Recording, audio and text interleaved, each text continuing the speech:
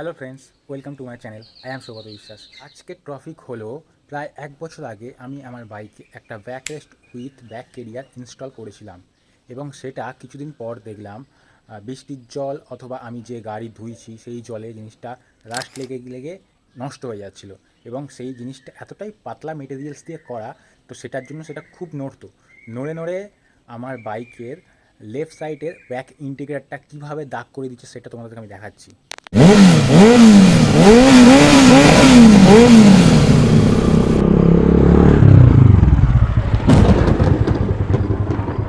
আমাদের বুঝতে সুবিধা হওয়ার জন্য আমি জিনিসটাকে ধরে দেখাচ্ছি। এই যে জিনিসটা লাগানো ছিল এই নিচের দিকটা এতটা পরিমাণে নড়তো, এটা এখানে টাচ হয়ে হয়ে, এই যে দেখতে পাচ্ছ বন্ধুরা, এইখানে টাচ হয়ে হয়ে জিনিসটা এখানে দাগ হয়ে গেছে।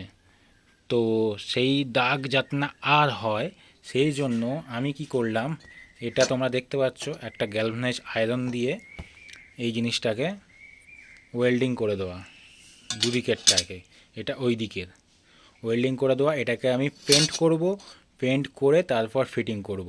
তো আমি সময় নষ্ট করছি না, আমি পেন্ট প্রসেসটা তোমাদেরকে যতটা পারবো একটু দেখানোর চেষ্টা করব। নিজেই কাজ করব, তো সেই জন্য পেন্ট করার সময় ভিডিওটা তোমাদেরকে আমি দেখাতে পাচ্ছি না, তার জন্য সরি। পেন্ট প্রসেস কমপ্লিট হওয়ার পর তোমাদেরকে আমি দেখাচ্ছি। বন্ধুরা, তোমরা দেখতে পাচ্ছ মোটামুটিভাবে যতটা আমি চেষ্টা করেছি, ব্ল্যাক কালার পাওয়া যায়নি তাই জন্য আমি ব্লু কালারে ইউজ করলাম, কিন্তু তার থেকে আরও বড় দুঃখের বিষয় হলো কালার শেষ হয়ে গেছে। তো আমি কেরিয়ারটাতে কালার করতে পারলাম না, উপরন্তু আমার হাতে কালার হয়ে গেল। তো এগুলো কীভাবে রিমুভ করা যায় সেটাই আমি দেখি চেষ্টা করে। তো ভিডিও এখন এখানেই স্টপ করছি, দেখা যাক এটা কালার আজকে হয় কি না। তো বন্ধুরা, তোমরা দেখতে পাচ্ছ এক্সারসাইজগুলো আমি ব্ল্যাক পেন্ট করে এখানে শুকনো হওয়ার জন্য টাঙিয়ে দিয়েছি। তোমাদেরকে আর একটা কথা জানিয়ে দিই, আমি ভেবেছিলাম স্প্রে রং ইউজ করব, তার জন্য একটা 400 ml স্প্রে রং কিনেছিলাম, কিন্তু সেটা ছিল ব্লু কালার, ব্ল্যাক কালার পাইনি। তাই তো কালারটা করতে করতে শেষ হয়ে গেছিলো এবং সিঙ্গেল কোট ইউজ করার জন্য কালারটা অতটা ভালোভাবে স্পষ্ট হয়নি। সেই জন্য আবার অল্প খরচায় একটা 50 ml ব্ল্যাক কালার এনে ব্রাশ দিয়ে কালারটা করলাম। তো এটা আমি 2-4 দিন শুকনো হওয়ার জন্য এইভাবে ছেড়ে দিচ্ছি, ফিটিং করে তোমাদেরকে দেখাচ্ছি।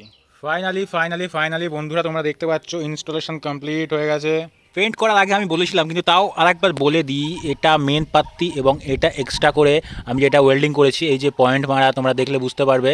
তো আমি যাতে না খারাপ লাগে তার জন্য পেন্ট করে দিয়েছি।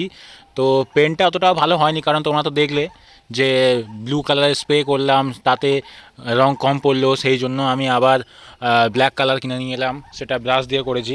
তো আমার কথা হচ্ছে এটা মজবুত হওয়া নিয়ে কথা। এই যে কামানিটা, এটা হচ্ছে নর্মাল, কারণ এই পাত্তিটা তো যেটা এসছিলো সেটাই, মানে এটা তো আর কিছু করিনি, তাই জন্য এটা নিয়ে কোনো প্রবলেম নেই। কিন্তু আমার যে প্রবলেমটা ছিল, এইটা ছিল হচ্ছে নরম।